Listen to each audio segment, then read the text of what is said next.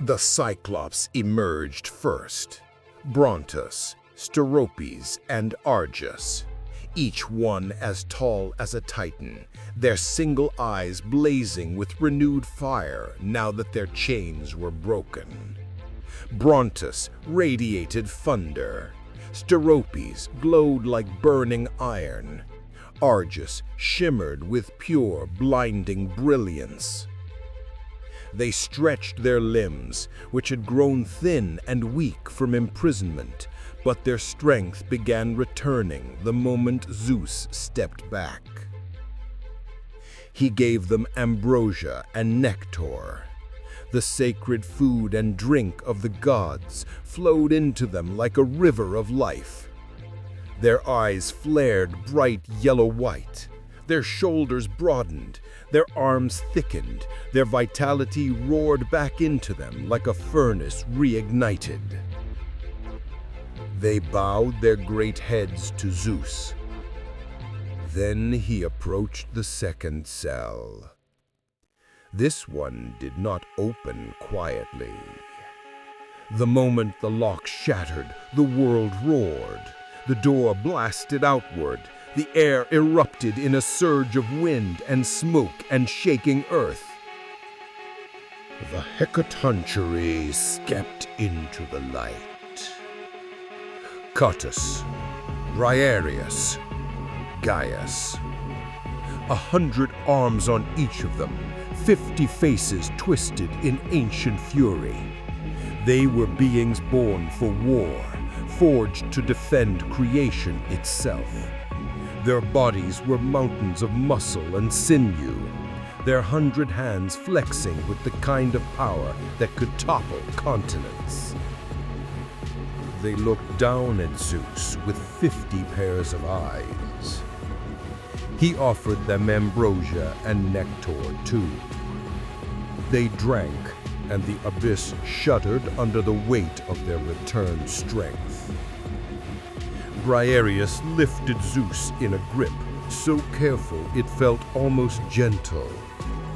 "We remember the one who imprisoned us," he said, his voice a thunderous bellow that made the cavern tremble. "And we remember the one who freed us." Zeus nodded. The Cyclops approached him. Brontus raised his massive hammer. Steropes kindled the forge of Tartarus with a single spark from his eye. Argus summoned pure, radiant light. They began to craft. The clang of their hammers echoed through the pit like the heartbeat of a newborn storm. Sparks flew, illuminating the abyss in brilliant white bursts. They worked with impossible speed, shaping raw divine metal into weapons worthy of the gods. For Zeus, they forged the Thunderbolt, a weapon not simply of lightning, but of absolute sky fire. A spear of daylight and storm that could split mountains with a whisper. For Poseidon, they forged the Trident, a weapon that commanded the seas themselves. Its prongs shimmered with the blue-green glow of the ocean's deepest trenches. For Hades, they forged the Helm of Darkness, a helm woven from the pure essence of night. When worn, it cloaked its bearer in perfect invisibility and brought terror to the minds of those who beheld its unseen presence. When the Cyclops finished, they placed the weapons before Zeus. The Hecatoncheires bowed deeply, their 100 arms folding in acknowledgement. The abyss itself seemed to recoil as Zeus lifted the Thunderbolt. The weapon hummed with a storm that had waited centuries to be born. Zeus felt its power surge through him. The sky far above trembled as if it recognized its new master. With allies restored, weapons forged, and ancient power rising in his hands, Zeus stood at the bottom of the world. Now he was ready, and the war above was about to change forever. Zeus rose from Tartarus in a pillar of white fire. The abyss beneath him shrank until it became nothing more than a slit of red in the distance. The air grew lighter, the walls of the world pulled back. The thunderbolt hummed in his grip, eager for the open sky. By the time he reached the surface, the world had changed again. Smoke rolled across the battlefield like storm clouds that had fallen to the ground.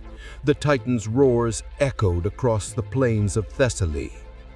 Entire mountains bore the scars of battle, their peaks shattered, their slopes carved into ravines by blows from gods and titans alike.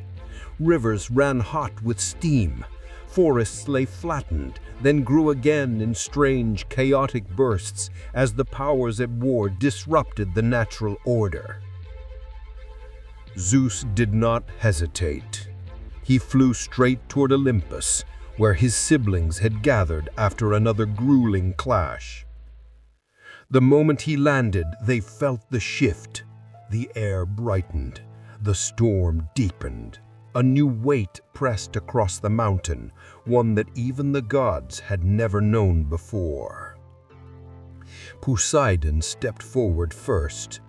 His eyes fell on the trident in Zeus's hand. He understood. The sea inside him trembled with anticipation.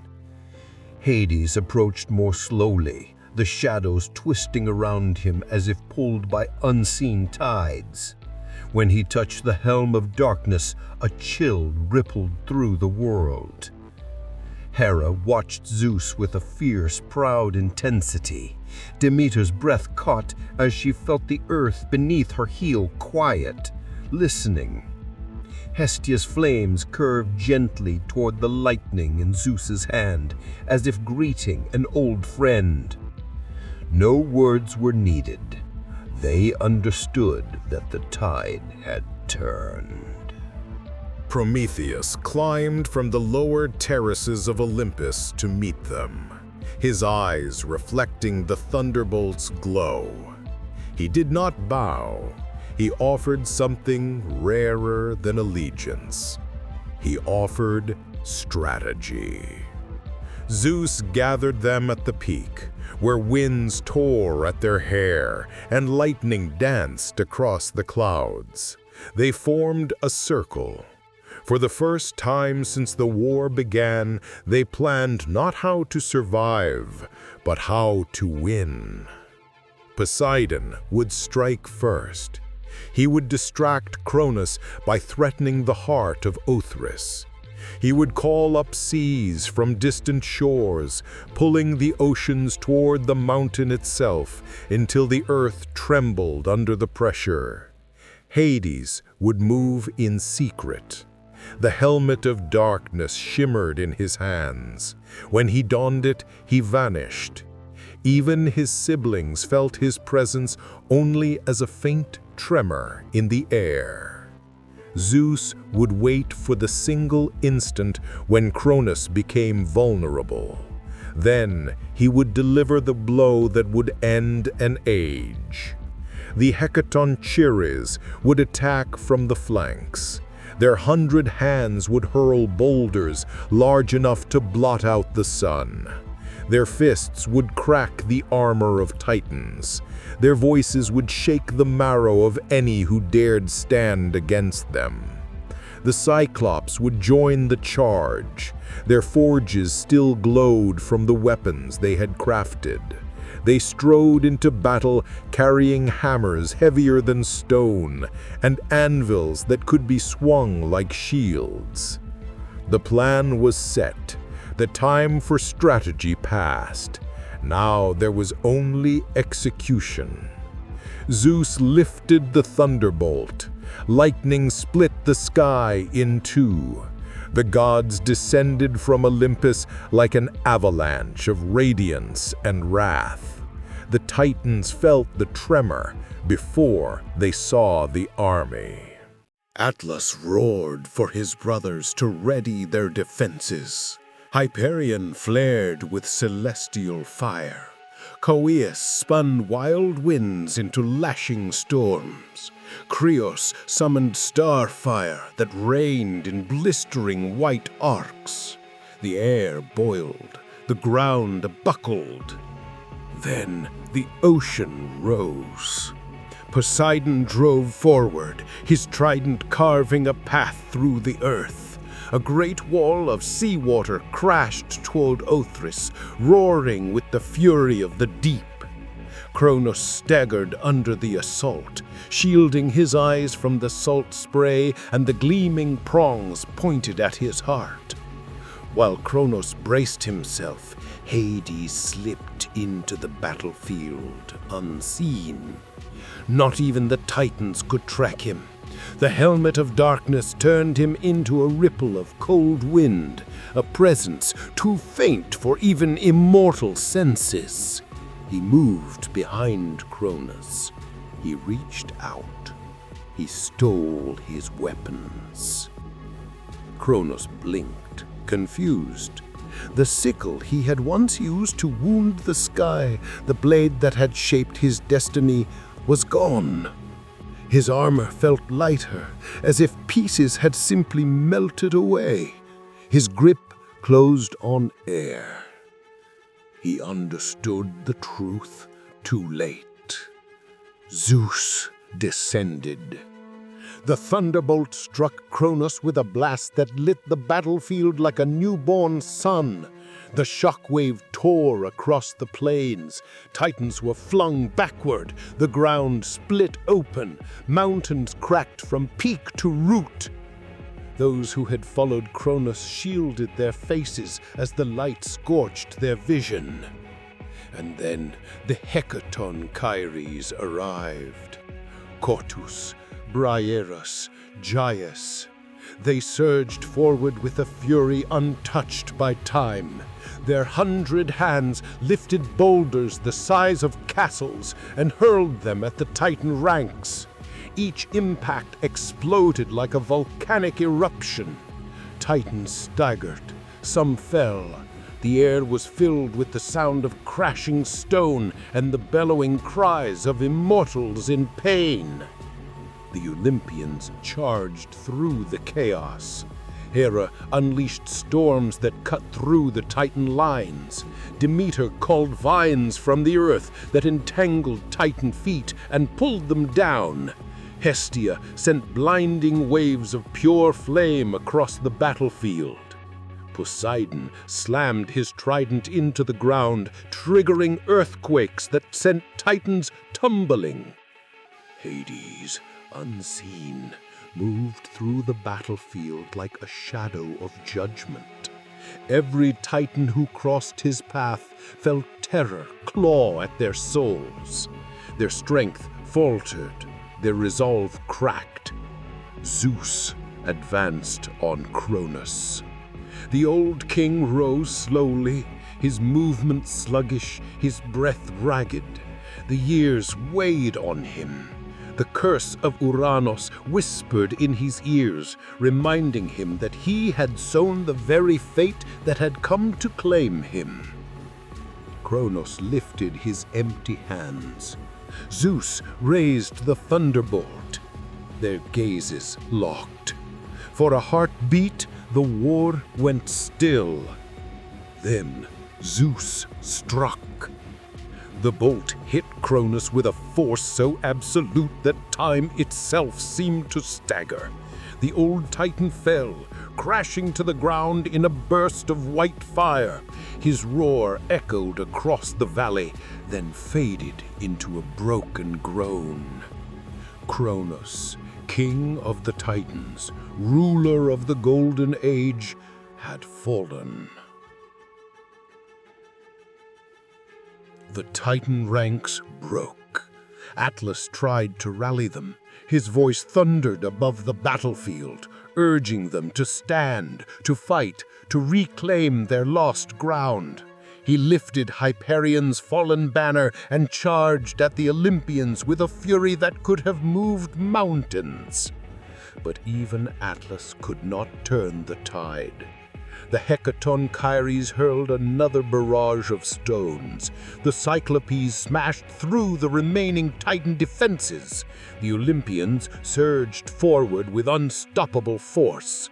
One by one, the Titans dropped to their knees, defeated, wounded, humiliated. The war was over. There was no mercy for those who had followed Cronus. Zeus gave the order.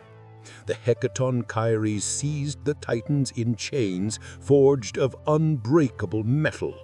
They dragged them across the battlefield, down through smoking ravines, and toward the mouth of Tartarus. The Titans howled and struggled, but the 100-handed giants were unyielding. They cast the defeated immortals into the abyss, where Cronus had once thrown the Cyclopes and the Hecatoncheires themselves. The pit swallowed them. The Hecatoncheires took their posts at the gates. Their 100 arms held hundreds of keys. Their 50 faces watched every angle, every shadow, every tremor. No Titan would escape again. But one. Atlas. For Atlas's loyalty to Cronus, for the ferocious determination with which he led the Titan army, for the fire that had refused to dim even as the war turned against them, Zeus condemned him to a different fate. Atlas was taken to the edge of the world. There he was forced to stand, and there he would remain. His punishment was not death. It was not imprisonment. It was burden.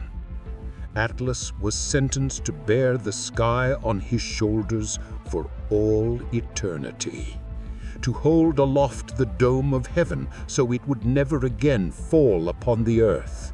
His knees bent, his spine strained, the weight crushed down with a force only a Titan could endure. His roar echoed across the ends of creation. The war was over.